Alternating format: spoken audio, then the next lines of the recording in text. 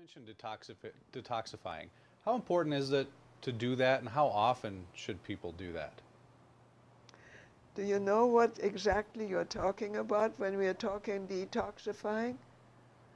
The Gerson therapy, and this was one of my father's, I believe, one of his greatest contributions to medicine, is not only to understand the problem of toxicity, but how to deal with it and how to defeat it and detoxify.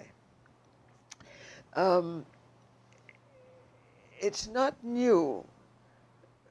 It's already described in the Dead Sea Scrolls, supposedly Jesus talking, how to do an enema.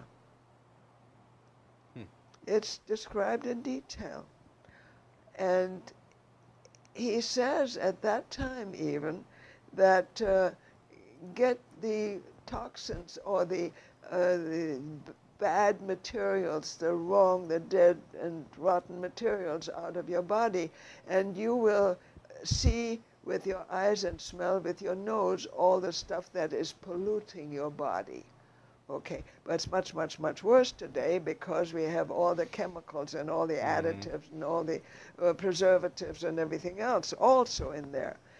Okay, so Dr. Gerson was aware that you have to detoxify. And he also found already by others, he generally didn't have to come up with the answers himself. He found by others that caffeine, when put into the bloodstream via the portal system into the liver, opens the bile ducts and allows the liver to let go of these poisons. Otherwise, they store in the liver. And if you store poisons in the liver can't work right and it can't do the healing that it's designed to do. So when you are able to open those ducts and allow poisons to stream and just leave the liver, stream out of it, first thing, pain goes away.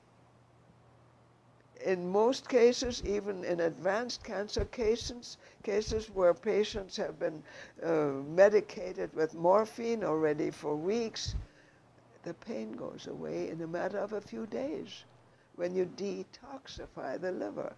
Okay, so then on top of it, it opens up the capillaries and the cells and the tissue systems that they can now pick up nutrients that the poison has left, and they can pick up nutrients. But that has to be done, and Dr. Gerson found that out too, with a caffeine compound and a potassium compound that is most readily available in coffee. So in order to open up the bile ducts, one uses not coffee by mouth, it does the opposite. It's all been tested, but coffee rectally. And that's called a coffee enema. That's the way to detoxify, with coffee enemas. Now you ask how well and how many and how often. Okay, that depends. I already mentioned in chronic degenerative disease, we have weak and damaged livers. In cancer, we have poisoned livers. So it would make sense that in cancer you need more detoxifying. Not only that, but now Dr. Gerson said, okay, we have to re-nourish these organ systems, these healing mechanisms that you have been starving for years and years and years with the bad food, the dead food, the rotten stuff, the chemicalized things, the preserved and dyed and emulsified things, nothing of value, only toxic materials to the human body. So we have to get rid of those in order even to get the nutrients in. Okay, now when we get the nutrients in, the body gets even more activated to push the poisons out. Where do they go? Into the bloodstream. Now your bloodstream is filtered through the liver. Once every 3 minutes, the entire bloodstream goes through your liver. And the liver, among many other functions, by no means the only function is the detoxifying, but it does filter out those poisons the pain disappears, whether it's a headache or a toe ache. And people don't understand what a coffee enema can have to do with a head or with a toe. But once you understand, it's really very simple. Okay? So detoxifying depends on how toxic you are. Now, since cancer patients are so very toxic, and with the Gerson therapy, they take as many as 1 8-ounce glass of freshly pressed vegetable and fruit juice every hour. So a great many fresh living nutrients are pushed into the bloodstream, are put into the tissues release it, and the body feels better.